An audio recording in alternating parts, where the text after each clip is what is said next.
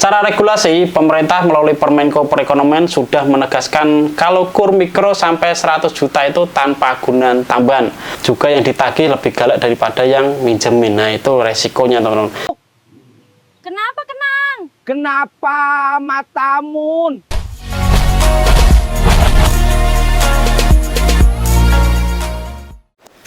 Halo teman-teman, berjumpa lagi di channel aku ya. Nah, sebelumnya Assalamualaikum warahmatullahi wabarakatuh. Di video kali ini adalah video lanjutan teman-teman tentang dana 200 triliun kemarin yang sudah disalurkan di Bank Himbara. Seharusnya disalurkan kredit masyarakat, tapi nyatanya, nah teman-teman kalau belum tahu ceritanya bagaimana, silahkan klik link yang ada di deskripsi, yaitu video saya sebelumnya. Baru teman-teman nonton video selanjutnya ini. Nah, di video ini sudah saya bahas sebenarnya KUR 100 juta itu tanpa jaminan, tapi faktanya di lapangan teman-teman masih diminta agunan tambahan seperti sertifikat, BPKB, dan lain sebagainya ya. Ini katanya KUR di bawah 100 juta itu nggak pakai jaminan, aturan Permenko-nya sudah jelas, tapi kok pas kita datang ke bank ujung-ujungnya masih ditanya agunan tambahan, ada sertifikat nggak, ada BPKB-nya nggak Pak. Nah, ini yang bikin banyak pelaku UMKM bingung kenapa aturan pusat sama eksekusi di lapangan itu bisa beda jauh. Hari ini kita akan beda tuntas kenapa mayoritas bank angkat tangan main di mikro. Langsung saja kita bahas tuntas di video ini.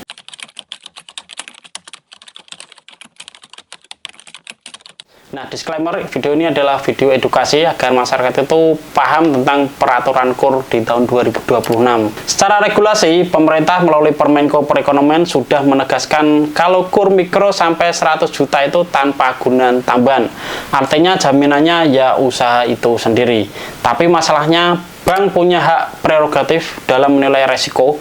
Inilah yang membuat banyak bank besar seperti BNI, BSI, BTN, bahkan Mandiri terlihat lebih selektif atau bahkan menghindar bermain di segmen mikro murni di bawah 100 juta tanpa jaminan.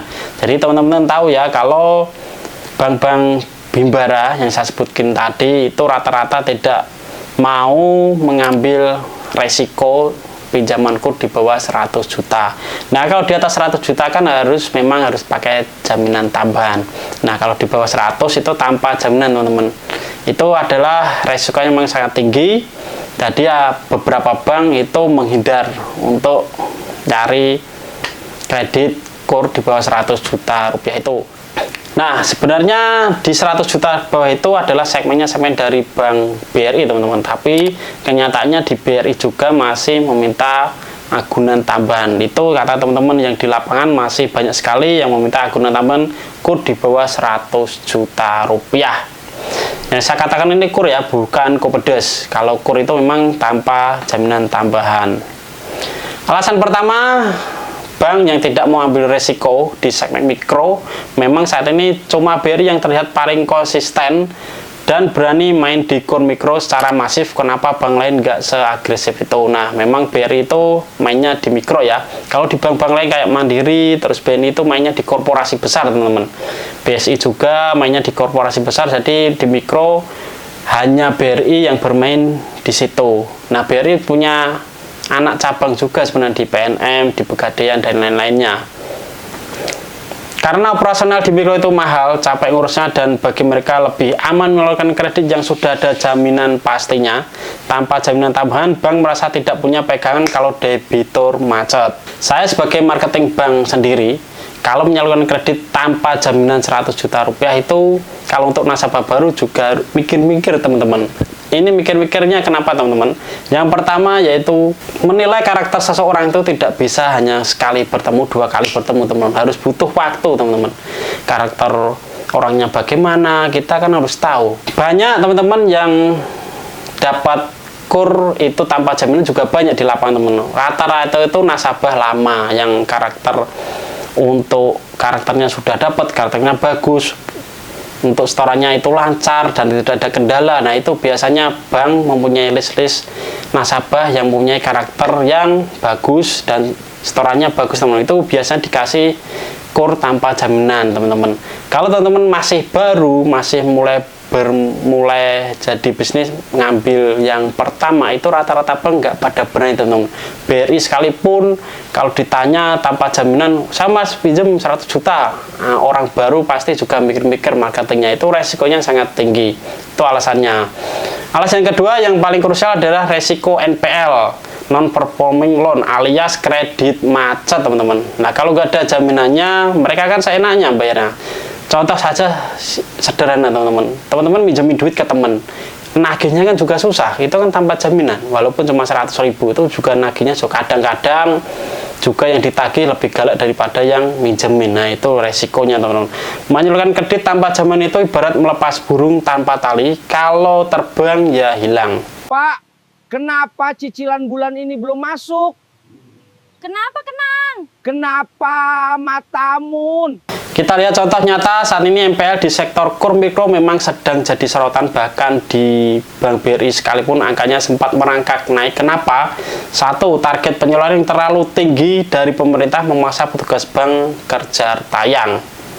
Nah, yang kedua, karena kejar target, prinsip kehati-hatian agak kendor alias kredit jadi kurang teliti demi mencapai kuota nih, teman-teman. Jadi targetnya tinggi, akhirnya harusnya teliti, itu berkas-berkasnya terus usahanya harus benar, akhirnya serampangan, dan ini menjadikan kredit macet, teman-teman. Efeknya begitu ekonomi goyang dikit, debitur langsung gagal bayar, dan bank nggak punya agunan untuk mengcover kerugian tersebut. Ini yang bikin bank-bank lain pada makin trauma dan milih main aman. Jadi untuk sektor 100 juta ke bawah ini memang bank-bank yang saya sebutkan himbara yang besar-besar tadi tidak bermain di 100 juta ke bawah, teman-teman. Rata-rata BRI yang bermain di situ. Nah, melihat kondisi perbankan yang makin pelit jaminan ini, ada kabar besar. Kabarnya Menteri Purbaya berencana mendorong PNM Permodalan Nasional Madani untuk mengambil peran lebih besar sebagai penyalur kredit tanpa jaminan ke depannya, bahkan hingga limit 100 juta rupiah ini, teman-teman.